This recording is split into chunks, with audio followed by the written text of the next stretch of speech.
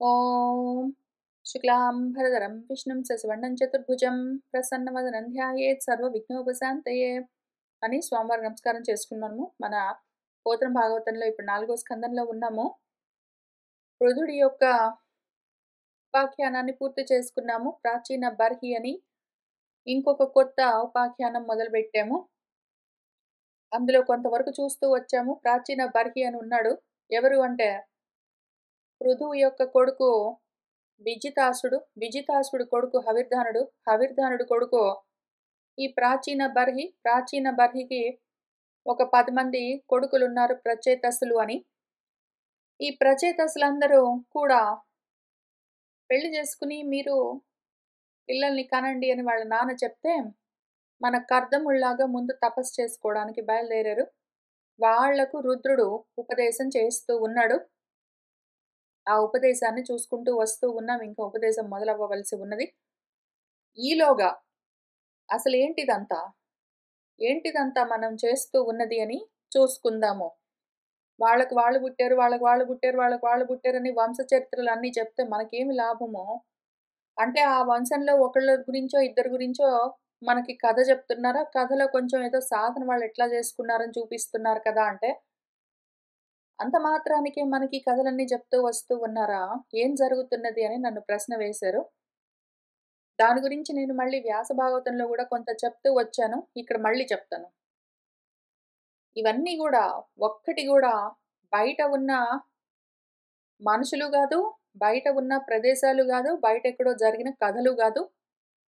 మన వ్యాసుల వారు కథగా చెప్తున్నవి ఇవన్నీ కూడా పేర్లు పెట్టి రూపాలు కల్పించి కథలుగా చెప్తూ ఉన్న విషయాలన్నీ మనలోని ఆలోచనలు. ఇవన్నీ కూడా మనలోని ఆలోచనలు. ఒక ఆలోచన నుంచి ఒక ఆలోచన, ఒక ఆలోచన నుంచి ఒక ఆలోచన పుడుతూ ఉంటుంది మనకి. అయితే కొన్ని ఆలోచనలు పూర్తిగా ప్రపంచం వైపుకి పరిగెత్తుకుంటూ వెళ్ళిపోతాయి. అక్కడే ఉంటాయి దిగబడి సంసారంలో, కర్మల్లో. కొన్ని ఆలోచనలు పరం వైపు, ఆత్మ వైపుకు పరిగెడుతుంటాయి. కొన్ని అటు ఇటు కాకుండా ఉంటాయి. ఇప్పుడు మన వ్యాసుల వారు ఏం కోరుకుంటున్నారంటే, ఈ మొత్తం మనం సాధించవలసింది ఏమి అంటే ఇదంతా అయ్యేసరికి మనలో ఏవేవైతే ఈ ప్రపంచం వైపుకి వెళ్ళిపోతూ ఉన్న ఆలోచనలున్నాయో వాటిని వెనక్కి పట్టుకునొచ్చి రుద్ది మనము శుద్ధి చేసి ఆత్మ వైపుకు తిప్పాలి.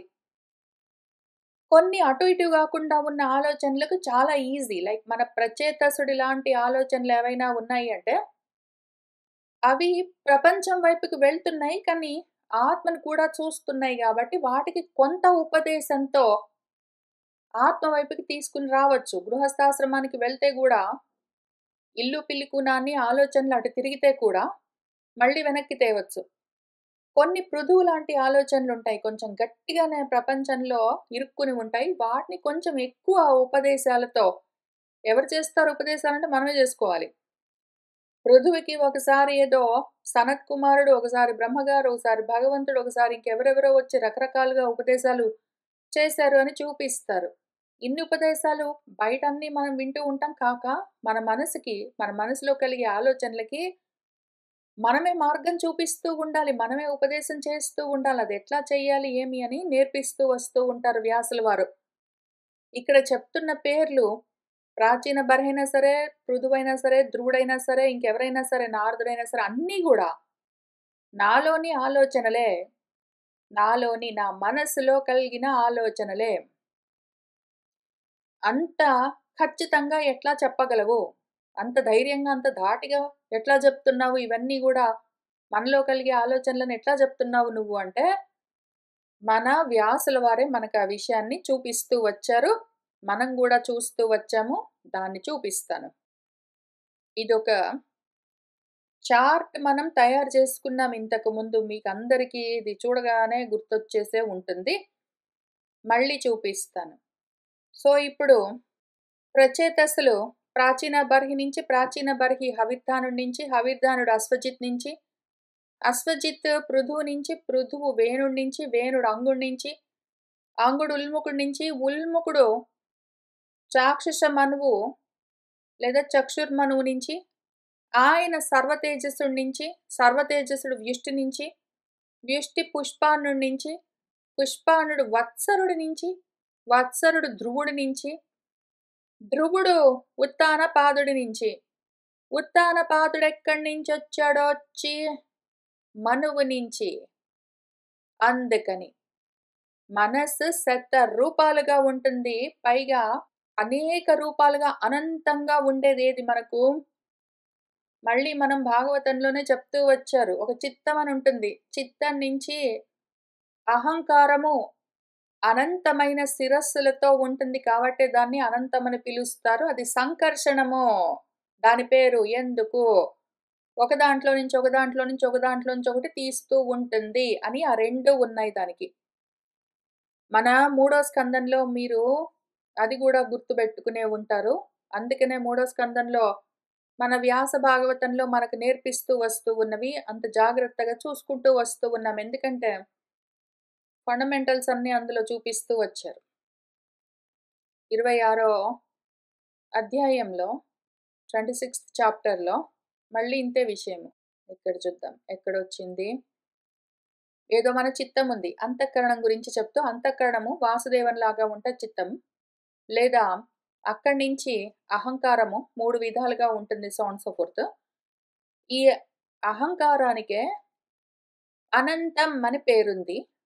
దానికే సంకర్షణం అని పేరుంది. మిగిలినవి చాలా ఉండిండొచ్చు. ఈ 2 పెట్టుకొని చూద్దాము. మన చార్ట్ తోటి మళ్ళీ. అది సంకర్షణం. దాన్నించి ఈ అహంకారము సాత్విక అహంకారం అయితే సత్వగుణంతో కూడితే మనసవుతుంది. ఇదే అహంకారము రాజసిక అహంకారము రజోగుణంతో కూడితే బుద్ధి అవుతుంది. ఇదే అహంకారము తామసం తమోగుణంతో కూడితే అదేదో ఇంద్రియాలుగా వాటిగా మారుతుంది. ఇక్కడ ఈ అహంకారం ఏదున్నదో సంకర్షణము అనంతము శతరూపం అని చెప్పారు. అందుకనే శత రూపాలుగా ఉంటుందది. ఒక దాంట్లో నుంచి ఒక దాంట్లో ఆకూతి నుంచి యజ్ఞుడు, అక్కడి నుంచి తుషితులు, ఏదో దేవహూతి, అక్కడి నుంచి వీళ్ళందరూ, ఏదో లేకపోతే ప్రసూతి, అక్కడి నుంచి వీళ్ళందరూ, లేదా అందులో నుంచి ఇంకెవరో ఉత్తానపాదుడు, అక్కడి నుంచి ఇవన్నీ, ఏదో లేకపోతే ఇంకా ఉత్తానపాదుడయ్యాక ఇంకో ప్రియవ్రతుడు అని ఉంటాడు. ఇంకా అంతవరకు ఎంట్రీ లేదు మనకి. కానీ ఈ రకంగా ఒక దాంట్లో నుంచి ఒక దాంట్లో నుంచి ఒక దాంట్లో నుంచి ఒకటి, ఒక దాంట్లో నుంచి ఒకటి వచ్చింది అంటే అక్కడి నుంచి ఎక్కడి నుంచి ఉత్తానపాదుడి నుంచి, ధ్రువుడి నుంచి, ఉత్కళుడు, వత్సరుడి నుంచి, పుష్పార్ణుడి నుంచి, వ్యుష్టి నుంచి, సర్వతేజస్సుడి నుంచి, అక్కడి నుంచి నాడ్వల నుంచి, సో అండ్ సో ఫోర్త్ నుంచి, ఉల్ముకుడి నుంచి, అంగుడి నుంచి, వేణుడి నుంచి, పృథుడి నుంచి, సో అండ్ సో ఫోర్త్. ఇదంతా ఏమి సంకర్షణము. ఒక దాంట్లో నుంచి ఒకటి బయటికి లాగడము. అనంతంగా ఉంటుందది. కాబట్టి సంకర్షణం ప్లస్ అనంతం కాంబో ఈజ్ అహంకారం. మన అంతఃకరణము.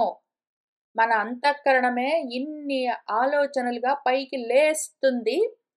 అందులో కొన్ని ఆలోచనలు ప్రపంచం వైపుకు వెళ్తాయి. కొన్ని ఆలోచనలు ఆత్మ వైపుకు తిరుగుతాయి. కొన్ని ఆలోచనలు అటు ఇటు కాకుండా ఉంటాయి. నువ్వేం చెయ్యాలంటే, ఆ ఆత్మ వైపుకు తిరిగిన ఆలోచనలకి నువ్వు కొత్తగా చేయవలసిందేమీ లేదు. ప్రపంచం వైపుకి పూర్తిగా వెళ్ళిపోతున్న వాటిని మాత్రం ఎట్లో ఒకట్లా పట్టుకొచ్చి రుద్ది శుభ్రం చేసి వెనక్కి తిప్పు. అటు ఇటుగా ఉన్న వాటికి ఉపదేశంతోటి వెనక్కి తిప్పు అని దానికి ప్రతి ఆలోచనకి ఒక రూపము, ఒక బ్యాక్‌గ్రౌండ్ స్టోరీ, దానికో పేరు, దానికొక అమ్మ, ఒక అక్క, ఒక భార్య, ఒక భర్త, ఒక పిల్ల, ఒక ఇల్లు అన్ని మొత్తం అంతా సెటప్ అంతా పెట్టి ఇవంతా చూపి నిజంగా ఎక్కడో ఉందని గాదు. ఇది మొత్తం మనలోని ఆలోచన పరిపరి విధాలుగా పోతూ ఉంటుంది. అందుకనే దాని పేరు మనువు విత్ శతరూప కాంబినేషన్ అని జెప్పారు. మనువు విత్ శతరూప కాంబినేషన్. ఎందుకు? సంకర్షణం అండ్ అనంతం కాంబో ప్యాకేజ్. అది ఇన్ని రకాలుగా, ఎన్ని రకాలుగా చిన్నగా చేసి చూపిస్తాను. ఇన్ని రకాలుగా వ్యాపిస్తూ పోతుందది అనంతంగా. ఇంకా ఎంత మనం ఓన్లీ 4th చాప్టర్‌లో ఉన్నాము. 4th చాప్టర్‌కే ఇక్కడి దాకొచ్చింది. ఇంక సగం పేర్లు నాకు విసుగుబుట్టి రాయకుండా వదిలిపెట్టుంటాను. 4th చాప్టర్‌కే ఇంత దూరం వచ్చిందంటే 4వ స్కందానికే. 12 స్కందాలయ్యేసరికి ఇంక ఎంత దూరం సాగుతుందో ఇది. ఇందులో ఎన్ని మనం వెనక్కి తిప్పగలుగుతామో, ఎన్ని అయినా గూడా ప్రపంచం వైపుకి పడిపోతున్నాయో చూసుకుంటూ వెళ్ళాలి. ఇది అత్యవసరం మనకు. మరి వేరే దారి లేదు. అహంకారాన్ని కంట్రోల్ చెయ్యి అంటే ఎట్లా చేస్తాము? అహంకారాన్ని నిగ్రహించు. నీ ఆలోచనలు నీ వశంలోకి తెచ్చుకో. అవన్నీ చెప్తా. నీ మనసు నీ వశంలో ఉండాలి. మళ్ళీ అదే చాలా అందము. ఏమైంది ఇక్కడ? మనువు విత్ శతరూప కాంబినేషన్ ఈజ్ అనంతం అండ్ సంకర్షణం అనుకున్నాం గదా! అక్కడి నుంచి ఏమైంది? చాలా అందము. మనువు విత్ శతరూప అయిన తర్వాత ఆ కాంబో నుంచి ఏమొచ్చింది మనకు? ఉత్తానపాదుడు, సురుచి. ఉత్తానపాదము అంటే పైకి తానము అంటే వ్యాపిస్తూ వెళ్ళడం అని అర్థం. పైకొచ్చింది ఒక ఆలోచన అది వ్యాపిస్తూ పోయింది అడ్డంగా. అది సురుచితో రోజులతో ఉన్నది, జ్ఞానప్రకాశంతో ఉన్నది ఉత్తమము. ఉత్తరించిపోయింది. ఇంక అక్కడికి ఆగిపోయింది ఆ ఆలోచన. దానికి పిల్లల్లేరు. ఎక్కడెక్కడైతే మన ఆలోచనలు పూర్తిగా ఆత్మ వైపుకు తిరిగి ఉంటాయో, వాటికి తర్వాత ఇంకా పిల్లలు పుట్టారు, వాళ్ళకి పిల్లలు పుట్టారు అని వంశ విస్తారం ఉండదింక. మన వ్యాసుల వరకు కట్ జేస్తారు. ఇక్కడ ఎక్కడైతే సత్ మార్గంలో ఉన్న ఆలోచన మనకు కలిగిందో, అక్కడికి ఇంక దానికి పిల్లలు లేరు. ఆ తర్వాత వంశ విస్తారం లేదు. ఏం లేదు. ఇక్కడికి ఆగిపోయింది. ఎందుకంటే, ఆత్మ వైపుకు తిరిగిన ఆలోచన అక్కడికి ఆగిపోతుంది. ఆత్మ దగ్గరికెళ్లి కూర్చుంటుందింక. ఇక్కడ గూడా అంతే. ఉత్తాన పాదము పైకి లేచింది. అది వ్యాపిస్తూ పోయింది. కానీ, జ్ఞానంతో కూడి ఉంది. అది వెనక్కి తిరిగింది. ఉత్తరించిపోయింది. ఇంక అక్కడ ఆ తర్వాత ఉత్తమానికి పిల్లలు, పెళ్ళిళ్ళు, భార్యలు, ఇల్లు, పిలికూన లేవు. అక్కడికయిపోయింది. స్టాప్. అయితే కానీ ఎప్పుడైతే నాలో కలిగిన ఆలోచన పైకొచ్చిన ఆలోచన తానము వ్యాపిస్తూ పోయింది. సునీతంతో కలిసిందనుకోండి. ముందుకు వెళ్ళడంతోటే కూడి ఉన్నదనుకోండి. ఇంక దాంతో ధ్రువము. అక్కడి నుంచి వత్సరము. ఇంక కాలాలు. కళలు, కాలాలు, కల్పాలు, సంవత్సరాలు ఒకటి గాదింక భ్రమ. రకరకాలుగా పరిభ్రమిస్తున్న ఆలోచన కల్పాలుగా, వత్సరాలుగా ఇంక అదే పనిగా అనంతమైన కాలంతో కూడుకుని రకరకాల కర్మలతో దిగబడిపోతుంది. పైగా దోషాన్ని కలుస్తుందది. దోషం అంటే దేహం. దేహాన్ని దోషమని పిలుస్తారు. ఈ దోషము అంటే దేహంతో కూడి అదేం చేస్తుంది? ప్రదోషాలను, నిశీధి రాత్రులను వాటిని తయారు చేస్తూ ఉంటుంది. అజ్ఞానం, తిమిరము, అంధకారంలోకి అందులోకి వెళ్ళిపోతుంటుంది ఆలోచన. నాలో కలిగిన ఆలోచన ఎక్కడి నుంచి ఇక్కడ శతరూప కాంబో నుంచి తయారైన ఆలోచన ఎప్పుడైతే ఉత్తానపాదమై అది సునీతంతో కలిసిందంటే ధ్రువము ఇలా భూమి మీద పరిభ్రమిస్తూ అదే పనిగా అనంతమైన కాలాల్లో తిరుగుతూ ఉంటే అదేం చేస్తుంది? చాక్షుష మనువవుతుంది. కాబట్టి ఎక్కడి నుంచి ఎక్కడికొచ్చామో మళ్ళీ మన భాగవతం చూద్దాము. ఇక్కడేమైంది? మన సంకర్షణము ప్లస్ అనంతం కాంబో నుంచి ఫస్ట్ సాత్విక అహంకారంతో వచ్చేది మనస్తత్వం అని జెప్పారు. వైకారికం అంటే సాత్వికాహంకారము మనస్తత్వంగా మారుతుంది. ఇప్పుడు దీనికి అనిరుద్ధమని పేరు అవన్నీ పెట్టుకుంటూ వచ్చారు. చాలా చెప్తూ వచ్చారు. ఈ మనస్తత్వం గురించి చెప్తూ మన అహంకారం ఎట్లా పరిణామం చెందింది? చాక్షుష మనువయింది. అదే మళ్ళీ. అదే మనువు. ఇక్కడ మనం చెప్పుకున్న మనువే. మనువు గాకుండా పోలేదు. అదే అంతఃకరణము. అయితే ఇక్కడేమయింది? చాక్షుష మనువుగా అంటే చూపులతో కూడి ఉన్నది. చక్షువులు, అక్షములు ఇంద్రియాలు. ఇంద్రియాలతో కూడిన అంతఃకరణం అంటే మనస్సు అని అర్థము. ఈ మనసేమైంది? నడ్వలము. నడ్వలం అంటే కింద పడి కిందికి పాకుతూ వెళ్ళిపోయింది అని అర్థము. అంటే ఇంకా అవతరిస్తూ పోయింది. కిందికి వెళ్ళిపోతూ ఉన్నది. అటువంటి మనస్సది. మనసంటే ప్రపంచంలోకి పారుతున్న మనస్సని అర్థం. అక్షములతో, ఇంద్రియాలతో కలిసి ప్రపంచంలోకి పారుతూ ఉన్న మనస్సు. అదే అంతఃకరణము. చాక్షుషం మనువైంది. ఇప్పుడు ఆ చాక్షుషం అంటే మనస్సుకి కలిగిన ఆలోచనలు ఇవన్నీ. కాబట్టి మనము ఇవన్నీ ఏంటి ఒకదాని నుంచి ఒకటొచ్చాయి. ఈయన కొడుకు ఆయన, ఆయన కొడుకు ఈయన అని ఎందుకు చెప్తున్నారు అంటే, అట్లానే చెప్తారు వ్యాసుల వారు. పైగా నేను ఇట్లానే చెప్తాను. నేను చెప్పేవన్నీ ఆధ్యాత్మికమే. నిజంగా ఎక్కడైనా ఉన్నాయనుకునేవు. ఆధ్యాత్మికం అంటే నీ లోపల ఉన్న విషయాలు. ఆత్మకు సంబంధించినవి. ఆత్మ అంటే నీ అంతఃకరణం. దానికి సంబంధించిన విషయాలే చెప్తున్నాను అని పాపం చాలా క్లియర్‌గా చెప్పాడాయన. కాబట్టి అందుకని. ఇవన్నీ ఎక్కడి నుంచొస్తున్నాయి అంటే, ఎక్కడి నుంచొస్తాయి? మనలో ఉన్న ఆలోచనలు. అక్కడి నుంచే వస్తాయి. వాటన్నిటికి ప్రతి ఆలోచనను పట్టుకునే, దానికో రూపాన్ని తయారు చేసి, దానికి కొన్ని లక్షణాలు, గుణాలన్నీ బెట్టి, రూపురేఖలతో, పేర్లన్నీ బెట్టి, నామకరణాలన్నీ జేసి, కథలన్నీ అల్లి, నా మనసులో ఉన్న ఆలోచనలనే ఈ రకంగా నాకే చూపిస్తూ ఉంటాడు గురువుగారు, వ్యాసుల వారు. దాన్ని అట్లా గాకుండా ఇంకా ఎట్లా అర్థం చేసుకున్నా ఇది పనికిరాదు. భాగవతం మనం బాగుపడడానికి పనికిరాదు. ఈ భాగవతము నాదే భాగవతం. నా భాగవతం మొత్తం నా కళ్ళ ముందు ఇట్లా చూపిస్తున్నాడు గురువుగారు అని అర్థమైతేనే నేను బాగుపడడానికి ఇది పనికొస్తుంది. కాబట్టి మీరు నన్నడిగిన ప్రశ్న ఏమివన్నీ అంటే అవి. ఏమివన్నీ అంటే అవి. ఏవి? నువ్వే. నీలోని ఆలోచనలనే నీకు చూపిస్తున్నాడు. ఇంత సినిమాటిక్‌గా గురువుగారు. సరే ఇంతకీ ఆ ప్రశ్నకది జవాబు. మన రుద్రుడు మన ప్రచేతసులకు కొన్ని విషయాలు చెప్తున్నారు. ఎందుకు ప్రచేతస్సులు అన్నది గొప్పగా చేతస్సుతో కూడి ఉన్నది. జ్ఞానం కలిగి ఉన్న ఆలోచనలివి నావి. ఈ ఆలోచనలకు ప్రపంచం వైపుకి వెళ్ళమని చెప్తే గూడా పరం గురించి ఆలోచన చేస్తూ ఉన్నాయి కాబట్టి వాటికి కొంత ఉపదేశంతో అవి చేయవలసిన కర్మలు చేసి మళ్ళీ వెనక్కే రాగలవు. కాబట్టి వాటికి ఇక్కడ ఉపదేశం నడుస్తూ ఉన్నది నా మనసులోని ఇటువంటి ఆలోచనలకు. పూర్తిగా ప్రపంచం వైపుకి వెళ్ళిపోవట్లేదు. పూర్తిగా ఆత్మను పట్టుకోవట్లేదు. అటు ఇటుగా ఉన్న ఆలోచనలకి చేస్తున్న ఉపదేశము. ఇది ఆధ్యాత్మికంగా. ఇప్పుడు ఊరికనే కథాపరంగా చూద్దాము. మన రుద్రుల వారు ప్రచేతసులకు చేస్తున్న ఉపదేశం.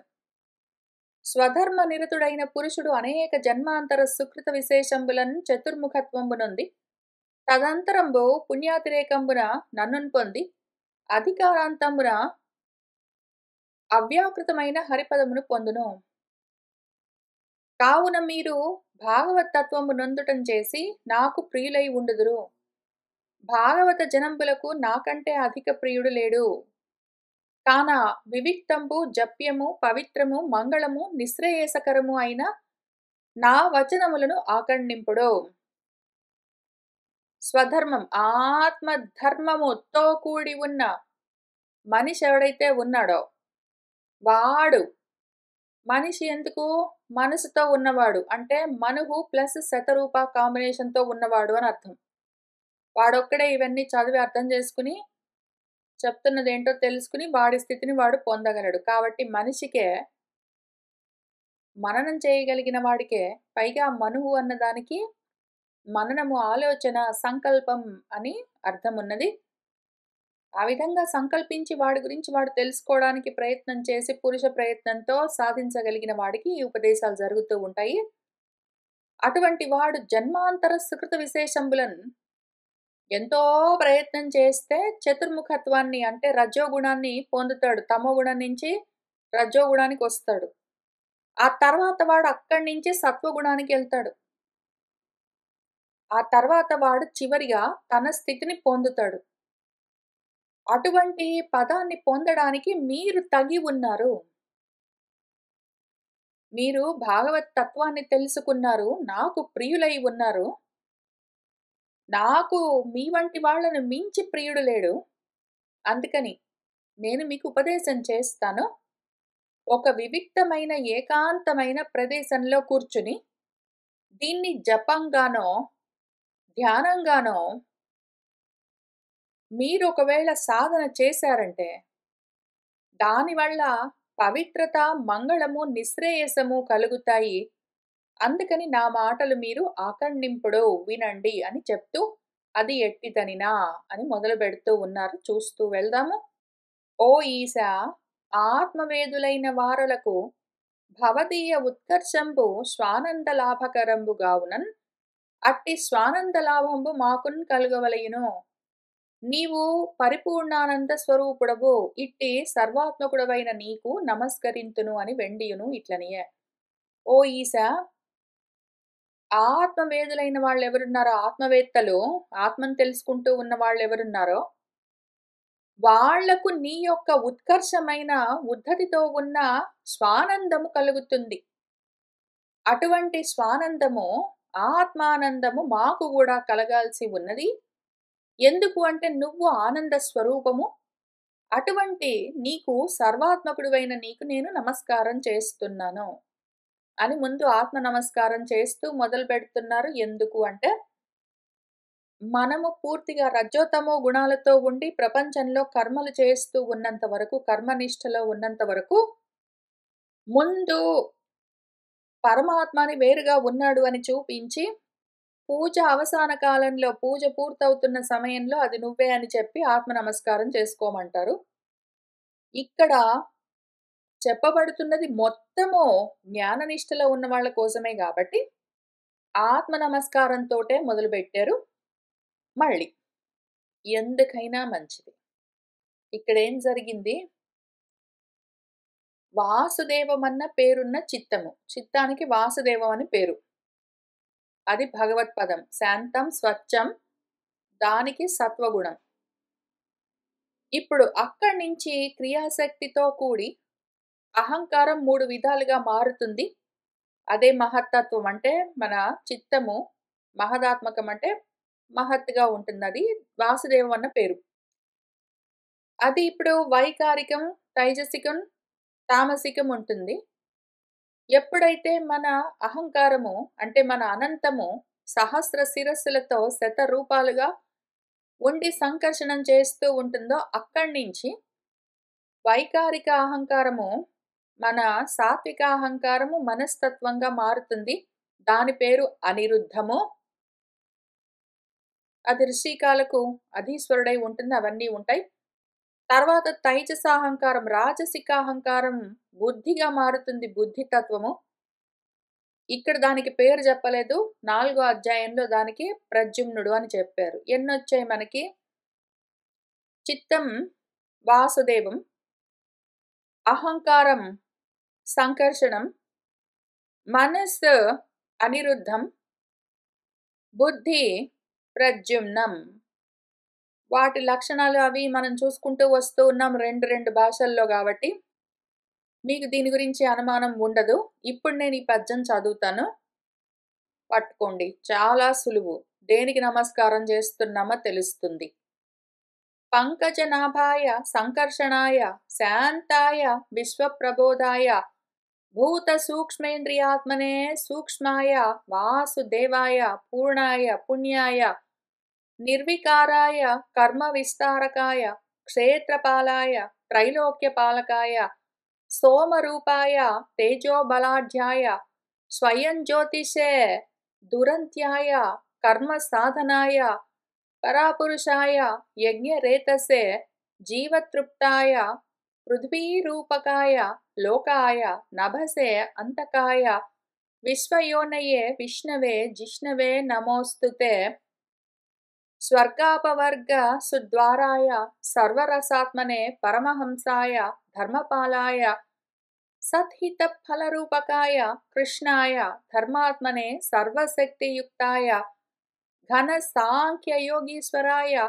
హిరణ్యవీర్యాయ రుద్రాయ శిష్టనాదాయ దుష్ట వినాశాయ శూన్య ప్రవృత్తాయ కర్మణే మృత్యవే విరాట్ శరీరాయ నిఖిల ధర్మాయ వాగ్ విభూతయే నివృత్తాయ సత్పుణ్య భూరి వర్చసే అఖిల ధర్మదేహాయ చ ఆత్మనే అనిరుద్ధాయ నిభృతాత్మనే నమోస్తు సర్వసత్వాయ దేవాయ సన్నియామకాయ బహిరంతరాత్మనే కారణాత్మనే సమస్తార్థలింగాయ నిర్గుణాయ వేధసే జితాత్మక సాధవే నమోస్తు ప్రద్యుమ్నుడవో అంతరాత్ముడవో సమస్త అశేష కారణుడవో చాతుర్హోత్ర రూపుడవో అంతకుడవో సర్వజ్ఞుడవో జ్ఞానక్రియారూపుడవో అంతఃకరణ నివాసినివియు అయిన నీకును నమస్కరింతును. అంతఃకరణంగా ఉన్నది ఏది? దాన్నే ప్రత్యేగాత్మ అని పిలుస్తారు. ఆ ప్రత్యేగాత్మ అంతఃకరణ రూపంగా ఉంటుంది. ఇక్కడ ప్రద్యుమ్నము ఏది మనకు? ప్రద్యుమ్నము బుద్ధి. ఆ తర్వాత మన అనిరుద్ధము మనస్సు. అంతకన్నా ముందు వాసుదేవము చిత్తము, సంకర్షణము అహంకారము. అహంకారం చిత్తం మనస్సు బుద్ధిగా మనోబుద్ధి చిత్తాహంకారాలుగా ఉన్న నా అంతఃకరణ రూపంగా ఉన్న ప్రత్యేగాత్మకు నమస్కారం అని చెప్తూ ఉన్నారు. ఇక్కడ మిగిలినవన్నీ ఏవేవి విశేషణాలు వేశారో అవన్నీ ఇక్కడ ఆ 4 రూపాలుగా ఉన్న అంతఃకరణం యొక్క లక్షణాలు, క్రియాశక్తి దగ్గర నుంచి ఏవేవి ఉన్నాయో, ఏమేమి చెప్తూ వచ్చారో ఆ లక్షణాలు ఎక్కడి నుంచి, విరాట్ దగ్గర నుంచి మొదలుపెట్టి, అసలు ఇదంతా ఎక్కడి నుంచి మొదలుపెట్టి జరుగుతూ వస్తూ ఉన్నది విశ్వం ఆత్మగతం వ్యంజన్ కూటస్థ జగత్ అంకురః అని చెప్తూ విరాట్ స్వరూపము అని మొదలు పెడతారు ఈ చాప్టర్ స్టార్ట్ చేస్తూ ఉన్నప్పుడు.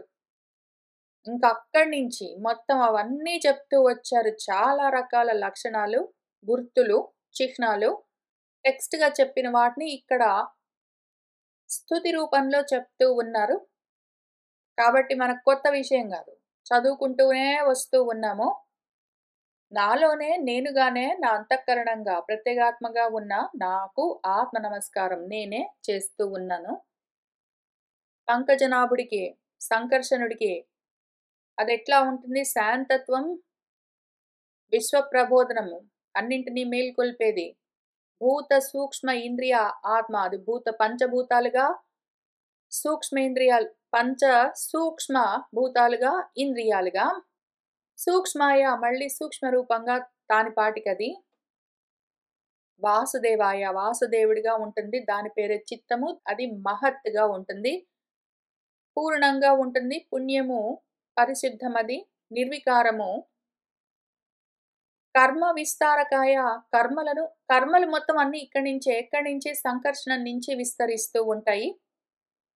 క్షేత్రపాలము, క్షేత్రజ్ఞ విభాగ యోగం అని చెప్పిన దాంట్లో క్షేత్రం అంటే దేహం, అందులో ఉన్న క్షేత్రజ్ఞుడు పురుషుడు, ఆత్మ అనేది చెప్పారు. అది ఆ క్షేత్రాన్ని పాలిస్తూ ఉన్నది అంతఃకరణము. త్రైలోక్య పాలకాయ, 3 లోకాలు. ఏవి 3 లోకాలు? జాగ్రత్త అవస్థలో విశ్వడిగా, స్వప్నావస్థలో తైజసుడిగా, సుషుప్తి అవస్థలో ప్రాజ్ఞుడిగా 3 లోకాలు పాలిస్తూ ఉన్నది ఏ స్వరూపమై ఉన్నదో. సోమరూపాయ చంద్రుడిగా, తేజోబలాఢ్యాయ తేజస్సుతో బలంతో కూడి ఉన్నది. స్వయం జ్యోతి స్వరూపమది, అసలు దురంత్యము, దానికి అంతులేదు. కర్మ సాధనాయ, కర్మలను సాధించడం కోసమే అంతఃకరణము ఉన్నది. పరాపురుషాయ, మనకు మళ్ళీ భగవద్గీతలో పరా అపరా అని చెప్పి పరాకి అపరాకి కూడా పరంగా ఉన్న పరము అని చెప్తూ వస్తారు. అటువంటి స్వరూపం అది. యజ్ఞరేతస్ అంటే యజ్ఞానికి మూలం ఇది, యజ్ఞ స్వరూపము. జీవతృప్తాయ, జీవులకు తృప్తి, ఆనందాన్ని కలిగించేది. పృథ్వీ రూపం దగ్గర నుంచి మొదలుపెట్టి ఈ లోకాలన్నింటిగా వ్యాపించి నభస్థ ఆకాశంగా ఉంటూ వీటన్నింటినీ మళ్ళీ అంతం చేసే స్వరూపం ఏదున్నదో విశ్వయోనయే. ఈ విశ్వం మొత్తం రావడానికి అదే కారణం. జగదంకురం అని చెప్పారు కదా ఇక్కడ మనకు. విశ్వం ఆత్మగతం వ్యంజన్ కూటస్థ జగత్ అంకురః అని స్వతేజస పిబంతి తీవ్రం సో అండ్ సో ఫోర్త్ అనేది చెప్తూ వస్తూ ఉన్నారు. ఆ విషయాలన్నీ ఇక్కడ మళ్ళీ చెప్తూ ఉన్నారు. విశ్వయోని, విష్ణు, జిష్ణు నమస్కారము. స్వర్గాపవర్గము 2 ద్వారాలుంటాయి మనకు కర్మ ఉపాసనలకి, వాటికి కూడా అది ద్వారమై ఉన్నది. సర్వరసాత్మకము, పరమహంసలకు కూడా ఇదే మార్గము. ధర్మపాలనము చేసేదేదున్నదో సత్హిత ఫలరూపకాయం, సత్పురుషులకు హితం కలిగించే ఫలరూపంగా ఉన్నదేదున్నదో. కృష్ణము ధర్మాత్మనే, ధర్మస్వరూపమై ఉన్నదేదున్నదో, సర్వశక్తియుక్తమయ్యేదున్నదో, ఘనమైన సాంఖ్య యోగీశ్వరమయ్యేదున్నదో, హిరణ్య వీర్యము, హిరణ్య గర్భమేదై ఉన్నదో లేదా హిరణ్య వీర్యమేదై ఉన్నదో, రుద్రము అయి ఉన్నది అదే. శిష్టనాదము, శిష్టులకు నాదుడై ఉన్నది, దుష్టులకు వినాశం కలిగించేది, శూన్యాన్ని ప్రవృత్తి కలిగించేది, కర్మలుగా కూడా ప్రవర్తిస్తూ ఉండేది, మృత్యువుగా కూడా నియమిస్తూ ఉండేది. విరాట్ శరీరంతో ఉన్నది, అఖిల ధర్మస్వరూపమై ఉన్నది, వాక్ విభూతులుగా ఉన్నది. నివృత్తి మార్గంలో ఉన్న వాళ్ళ కోసం కూడా, సత్పుణ్యులకు, సన్మార్గంలో ఉన్న వాళ్లకు మార్గమై ఉన్నది. భూరి వర్చస్సుతో, స్వతేజస్సుతో కూడి ఉన్నది, అఖిల ధర్మరూపమై ఉన్నది. అటువంటి నా ఆత్మ, నా అంతరాత్మ, దానికి ఇంకొక పేరు అనిరుద్ధము. అటువంటి నిభృతాత్మ అన్నింటినీ భరిస్తూ ఉన్న అనిరుద్ధము అంటే మనసని చెప్పుకున్నాము. వైకారిక అహంకారము మనస్తత్వంగా ఉంటుంది అని చెప్పుకున్నాము. దాని పేరు అనిరుద్ధము. దాన్ని నిరోధించడం, అడ్డుకోవడం కష్టము. అన్నింటినీ భరించేది మనసే. అన్నింటినీ ధరించి ఉంచుతుందది. అటువంటి దానికి నమః అస్తు అవుగాక. సర్వసత్వము సకల జీవరూపంగా ఉన్నది, దేవమై ఉన్నది, సన్నియామకాయ అన్నింటినీ నియమిస్తూ ఉన్నది, నియామకుడై ఉన్నది. బహిః అంతరాత్మనే బాహ్యంగా బయట చూస్తే జగత్తుగా అంతరాత్మగా ఉన్నది అదే. కారణాత్మనే మొత్తానికి కారణ స్వరూపమై ఉన్నది. అసలు మొత్తం అంతా ఈ జగత్తు, జాగృత అవస్థలో జగత్తు, స్వప్నావస్థలో కలలు, మొత్తం అంతా ఎక్కడి నుంచి వస్తూ ఉన్నాయి అంటే కారణం నేనే. నేనున్నాను గాబట్టే ఇవన్నీ నేనే చూస్తూ ఉంటాను. నేను చూస్తూ ఉన్నాను. అవి కనిపిస్తూ ఉన్నాయి. కల్పిస్తూ ఉంటాను. అంతఃకరణమన్న ఉపాధి పైన నన్ను నేనే ఇన్ని రూపాలుగా ప్రతిఫలిస్తూ ఉంటే చూస్తూ ఉంటాను. కాబట్టి కారణ రూపంగా ఉన్నది నేనే. సమస్తార్థలింగాయ సమస్తమైన పదార్థాలకు రూపమై ఉన్నది నిర్గుణం. అది అసలు దాని ఒరిజినల్ స్వరూపము. నా ఒరిజినల్ స్వరూపము నిర్గుణము. నాకు గుణాలు లేవు, ఆకారము లేదు. నేను నిరాకారమై ఉన్నాను. నేను నిర్వికారమై ఉన్నాను. నేను నిర్గుణమై ఉన్నాను. అది నా తత్వము. కానీ నేనే మళ్ళీ నాలోనే నన్నే ఇన్ని రూపాలుగా చూస్తూ ఉంటాను. ఆ విధంగా ఎప్పుడైతే నేను నిర్గుణుణ్ణి అని తెలుసుకుంటానో అప్పుడు ఆత్మజయము నన్ను నేను సాధించి ఉంటాను. అటువంటి సాధవే నీకు నమస్కారము. ఓ ఆత్మ నీకు నమస్కారము.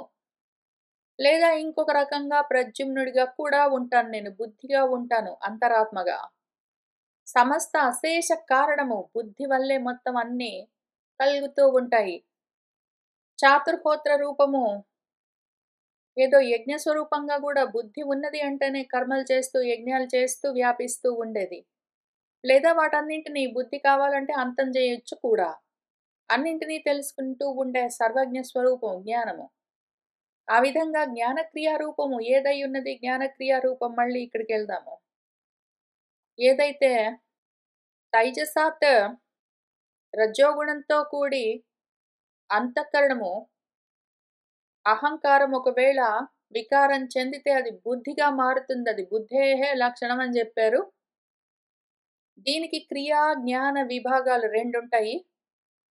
ప్రాణంతో క్రియాశక్తి, బుద్ధితో జ్ఞానశక్తి, విజ్ఞాన శక్తి అని. ఈ విధంగా జ్ఞానక్రియా రూపమై ఉంటుంది. బుద్ధి రూపంగా అంతఃకరణం దానిష్టం ఉంటాయి. నా అంతఃకరణము దానిష్టం అది కర్మలన్నీ మానుకొని కూర్చుంటే శాంతమై, స్వచ్ఛమై, నిర్వికారమై ఊరికెనే చిత్తంగా ఉంటుంది దానిష్టం.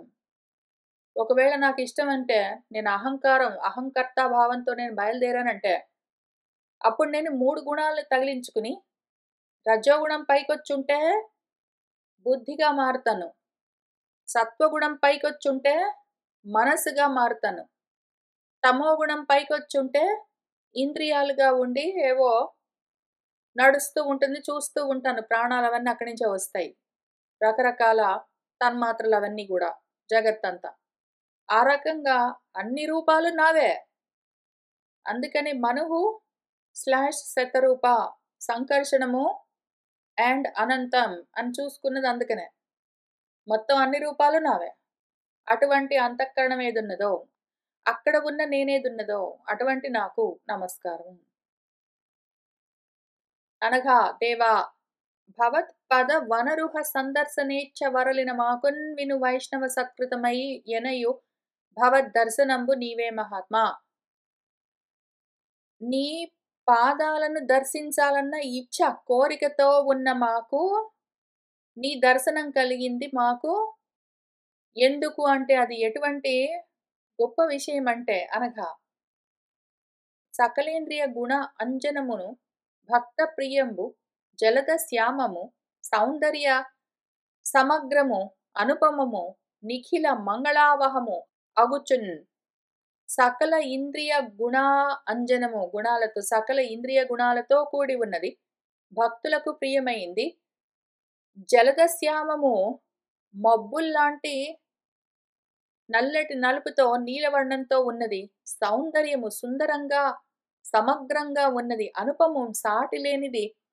సకలమైన మంగళాలను కలిగించేదేదున్నదో అటువంటి నీ రూపము. అనగానే ఏ రూపమో వెంటనే అది మనసు గురించి చెప్తున్నారు అని తెలియాలి మనకి. ఎందుకు అంటే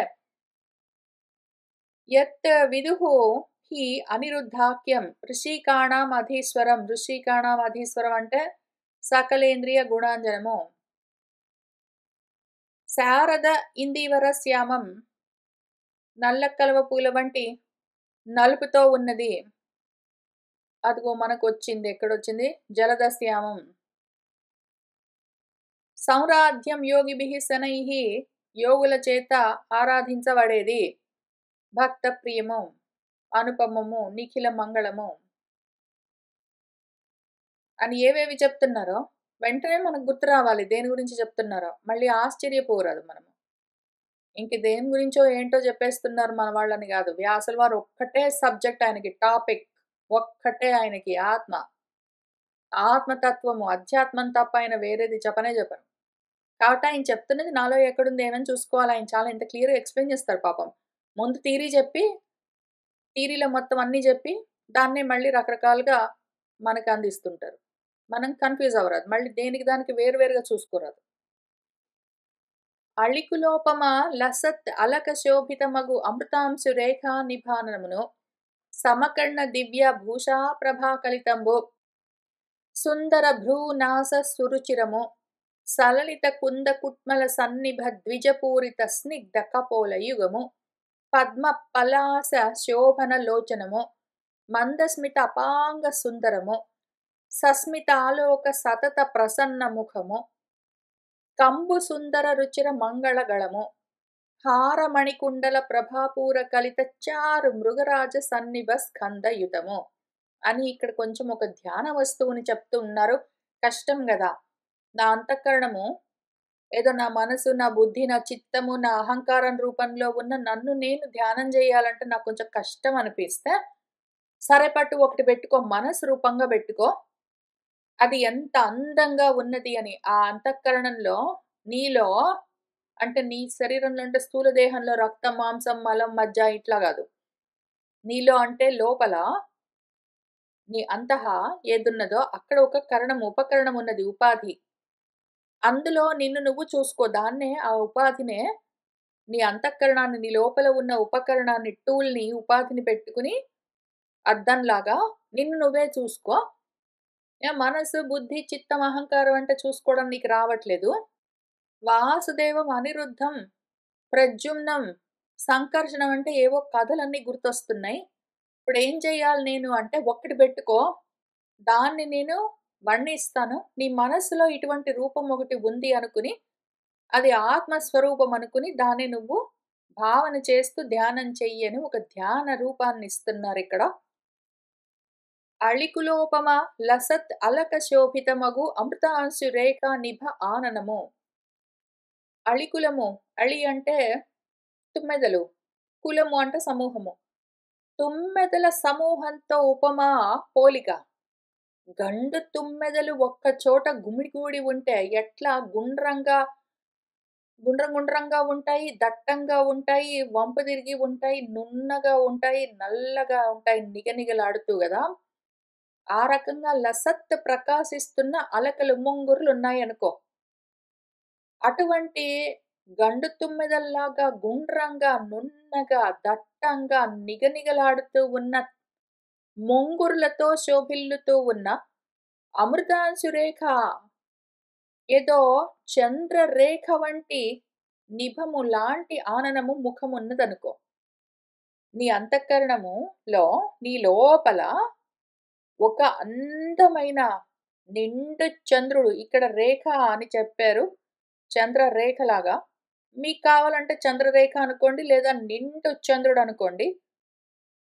అంతటి అందమైన ప్రకాశమానమైన ముఖము, దానికి చక్కటి అందమైన ముంగురులున్నాయి.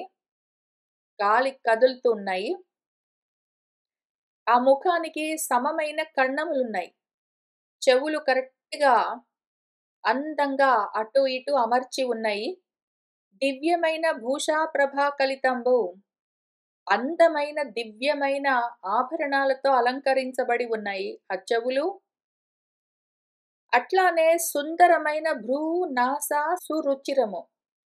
అందమైన భ్రువు, కనుబొమలు, నాసము చక్కటి సంపెంగ మొగ్గలాంటి ముక్కుతో సురుచిరము ఎంతో రోజులతో ప్రకాశమానంగా ఉన్నది.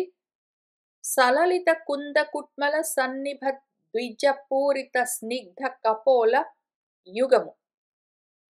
చక్కటి లలితమైన కుంద కుటుమలాలు. కుటుమలము అంటే మొగ్గ అని అర్థము. కుందము అంటే మల్లె. మల్లె మొగ్గల్లాగా ఉన్నాయి. బొండు మల్లెలో ఏవో జెప్తారు. బొండు మల్లెల్లాగా, కొండ మల్లెల్లాగా ముద్దు ముద్దుగా మల్లె మొగ్గల్లాగా ఉన్నవి ఏమి అంటే, సన్నిభము అంటే అట్లా ఉన్న ద్విజము. ద్విజములు అంటే రెండోసారి కూడా జన్మించేవి అని అర్థము. మనలో కళ్ళు ఇప్పుడు మనకున్నవి రెండోసారొచ్చాయి. ఫస్ట్ మనం పుట్టిన తర్వాత కొన్నాళ్ళకి ఫస్ట్ సెట్టొస్తాయి. తర్వాత మళ్ళీ కొన్నాళ్ళకి అవన్నీ ఊడిపోయి మళ్ళీ ఒక్కొక్కటి, ఒక్కొక్కటి ఊడిపోతూ ఒక్కొక్కటి మళ్ళీ కొత్త కొత్తవొస్తాయి. కాబట్టి రెండో జన్మ ఎత్తుతాయి గాబట్టి అవి ద్విజములు. ఏదో మల్లె మొగ్గల్లాగా ఉన్న తెల్లటి అందమైన పల్వరస. ఆ రకంగా ఉన్నది ముఖము. అందులో స్నిగ్ధము, నున్నగా, మృదువుగా ఉన్న కపోల యుగము, గండభాగము. చెక్కిళ్ళు నున్నగా అద్దాల్లాగా ఉన్నాయి. పద్మ పలాస శోభన లోచనములు. పద్మపు రేకులలాగా ఉన్న శోభాయమానమైన కన్నులు. మందస్మిత అపాంగ సుందరము. కడగంటి చూపులతో చాలా సుందరంగా ఉన్నది ముఖము. సస్మితాలోక సతత ప్రసన్న ముఖము. ఎప్పుడు చిరునవ్వులతో సంతోషంగా, ప్రేమగా మన వైపు చూస్తూ ఉన్న చూపులతో ప్రసన్నంగా ఉన్న ముఖము. కంబు కంఠము. సుందరమైన, రుచిరమైన, మంగళకరమైన కంబు అంటే శంఖం వంటి గళము, కంఠము. శంఖంలాగా ఉన్న అందమైన కంఠం. హారమణి కుండల ప్రభాపూర కలిత చారు మృగరాజ సన్నిభ స్కందయుతము. హారాలతో, మణులతో, కుండలాలతో, వాటి ప్రభలతో ఆపూరము పూర్తిగా నిండిన కలితము కూడి ఉన్న చారు అందమైన మృగరాజులాగా సన్నిభము. ఏదో సింహంలాగా ఉన్న మూపు. ఆ మూపు భుజాలెట్లా ఉన్నాయి అంటే, ఎత్తుగా, గుండ్రంగా, బలంగా సింహము భుజాల్లాగా ఉన్నాయి. ఆ మెడలో చక్కటి అందమైన వజ్రాలు పొదిగిన హారాలన్నీ వేసుకుని ఉంటే, చెవులకు పెట్టుకున్న కుండలాలు భుజాల దాకా తాకుతూ ఉంటే, అంత అందమైన స్కందము మూపు ఉన్నది. వెండియు ఇంకా శంఖ చక్ర గదా పద్మ కలితాయుత బాహు చతుష్టయము. 4 చేతులున్నాయి. శంఖము, చక్రము, గదా, పద్మాలు పట్టుకుని ఉన్నాయి. వైజయంతి వనమాలిక కౌస్తుభమణి శ్రీ విరాజితము. వైజయంతి వనమాల, కౌస్తుభమణి ఇవి కూడా ధరించి ఉన్న ఆ రూపము. నిత్యానపాయిని అయిన ఇందిరా సుందరి రత్న పరిస్పందనంబున తనరి తిరస్కృత నికషోపలంబైన వక్షస్థలము. ఇక్కడ మన పోతన గారు రాసిన దానికన్నా గూడా మన మూలంలో చాలా అందమైన ఒక పద్యం రాసిచ్చారు వ్యాసుల వారు. ఈ ధ్యాన వస్తువు ఏదున్నదో ఆ పరాత్మ యొక్క వక్షస్థలం ఎట్లా ఉన్నది అంటే, నికషోపలము ఏదో గీటు రాయి ఎట్లా ఉంటుందంటే, బంగారం ఉన్నదనుకోండి, బంగారము ఎటువంటి బంగారము అని దాని నాణ్యత చూడడం కోసము ఆ రాతి పైన పెట్టి రాస్తే తెలుస్తుందిట మన బంగారము గురించి తెలిసిన వాళ్ళకు. ఇప్పుడు ఈయన వక్షస్థలం ఎట్లా ఉన్నది అంటే, ఆ లక్ష్మీదేవి నిజంగా బంగారపు బొమ్మ. మన లక్ష్మీదేవి యాక్చువల్‌గా బంగారం. ఇప్పుడు మన బంగారము నిజమైన బంగారమా? కాదా?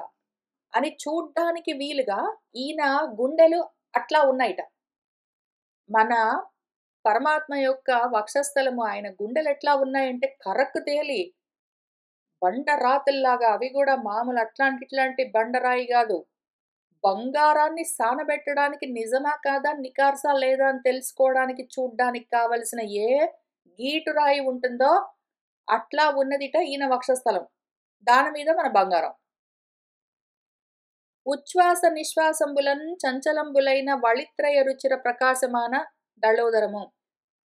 ఏదో పల్చటి ఆకులాగా ఉన్న ఉదరము పొట్ట ఎట్లా ఉన్నది అంటే, ఆయన ఉచ్ఛ్వాసలు, నిశ్వాసాలు ఊపిరి పీల్చుకుని వదులుతూ ఉంటే, ఈ ఆకులాగా ఉన్న పల్చటి పొట్ట అల్లల్లాడుతూ కదులుతూ ఉన్నదిట.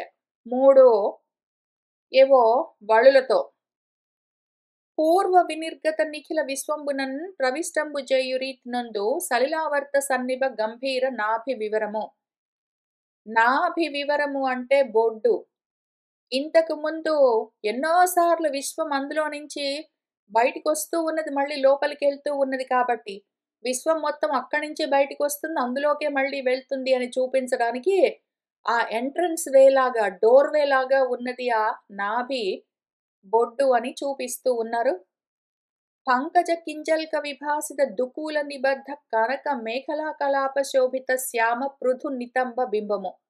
పృథు విశాలంగా ఉన్న బలిష్టంగా ఉన్న పిరుదుల భాగం ఎట్లా ఉన్నది అంటే, చక్కగా పంకజ కింజల్క విభాసిత దుకూలంతో పద్మాల్లోని పుప్పళ్ళ లాంటి రంగులో ఉన్న పట్టు వస్త్రాలను కట్టి ఉంచిన నడుమది. ఆ నడుముకు ఏదో పద్మాల పుప్పళ్ళ రంగులో కొంచెం ఎరుపు, కొంచెం పసుపు కలిపిన పచ్చటి పట్టు పుట్టాలు పంచలాగా కడితే, దానిపైన కనక మేఖలము, మేఖలా కలాపము, బంగారపు మొలనూలు లేదా వడ్డాణం గూడా పెడితే ఎంత శోభస్కరంగా ఉంటుందో అటువంటి శ్యామము నల్లగా ఉన్న ఆయన నడుము పైన పచ్చటి పంచ కట్టి దానిపైన బంగారపు వడ్డాణం పెడితే చాలా అందంగా ఉన్నది భావన చేయడానికి. నీల కదళీ స్తంభ రుచిరోరు యుగళంబు ఊరు యుగం. ఆయన తొడలెట్లా ఉన్నాయి అంటే నల్లటి ఏదో అరటి బోదెల్లాగా ఉన్నాయిట. సమచారు జంగంబు సమంగా ఉన్న అందమైన పిక్కలు. నిమ్న జాను యుగళము అందమైన మోకాళ్ళు. పద్మపత్ర భాసుర పాదద్వయము పద్మపత్రాల్లాంటి అరికాళ్ళు. మదీయాంతరంగా తమో నివారక నిర్మల చంద్రశేఖల సన్నిభ నఖంబు. మనసుల్లోని తమో గుణాన్ని నిర్మూలించేందుకు చీకట్లను పారదోలడానికి కావలసిన చంద్రుడి కళల లాంటి గోర్లు. కిరీట కుండల గ్రైవేయ హార కేయూర వలయ ముద్రికామణి నూపురాది వివిధ భూషణ భూషితము. కిరీటము, కుండలాలు, గ్రైవేయాలు అంటే మెళ్ళో వేసుకునే హారాలు, కేయూరాలు భుజాలకు పెట్టుకునేవి, వలయాలు, కడియాలు, ముద్రికలు, ఉంగరాలు, మణినూపురాలు, మణులతో పొదిగిన గజ్జెలు మొదలైన వివిధమైన ఆభరణాలన్నీ ధరించి ఉన్నది ఆ రూపము. నిరస్త సమస్త నతజన సాధ్వసము. మనలోని భయాలను తొలగించే ఆ రూపము. భక్తజన మనోహరము. చూస్తూ ఆసక్తితో దానికే తగులుకుని ఉన్న వాళ్ళ మనసులను హరించేది. సర్వమంగళాకరము. సర్వమంగళాలకు ఆకరమై ఉన్నది అయిన భగవద్ దివ్య రూపము. తామస జన సన్మార్గ ప్రదర్శకము. అజ్ఞానంలో ఉన్న వాళ్లకు సన్మార్గాన్ని చూపించేదై ఉన్నదా రూపము. అటువంటి నీవు మాకున్ చూపి ఆ రూపాన్ని మమ్ము కృతార్థులం చేయుము.